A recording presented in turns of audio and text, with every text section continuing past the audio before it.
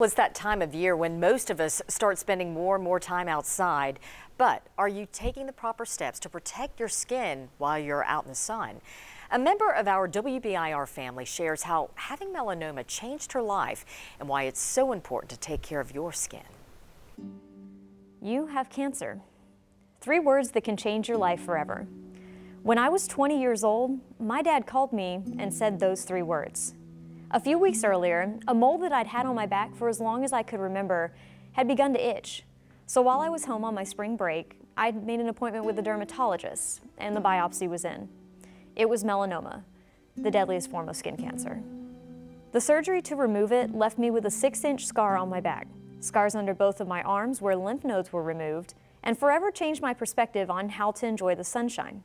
I share my story with you because May is Skin Cancer Awareness Month, and making the decision to go visit a dermatologist can be a life-changing and a life-saving choice. Looking back now, all of the warning signs were there. In fact, I was a walking red flag.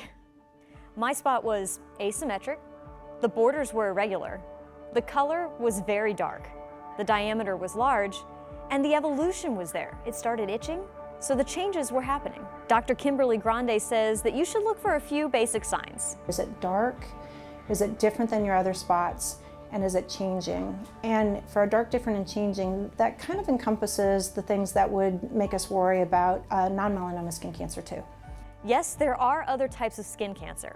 However, melanoma is the most serious because it can metastasize to other parts of your body.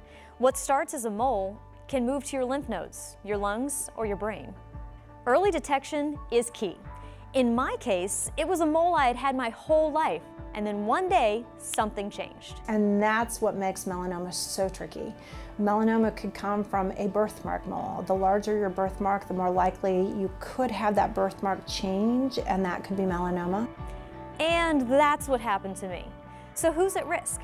Surprisingly, anybody can get skin cancer, even darkly toned patients, but the most important patient that we look for melanoma and for basal cell and squamous cell carcinoma are light-skinned patients, particularly blondes or redheads, people that freckle, people that have a family history of skin cancer. That's incredibly important, and then people that have a history of blistering sunburns, long-term sun exposure, for example, those that work outdoors, and then also for those that have had indoor tanning, like tanning beds. And as you heard, it's not just sun exposure that can raise your risk of skin cancer. Family history can play a role too. However, generously applying sunscreen at least 30 minutes before going out into the sun, wearing UV blocking clothing, and avoiding sunburn can substantially reduce damage to your skin and reduce your risk of skin cancer. And yes, I'm talking to the folks with darker skin too. Darker skin tones definitely get darker in the sun very easily, and any color change is a sign of cellular damage.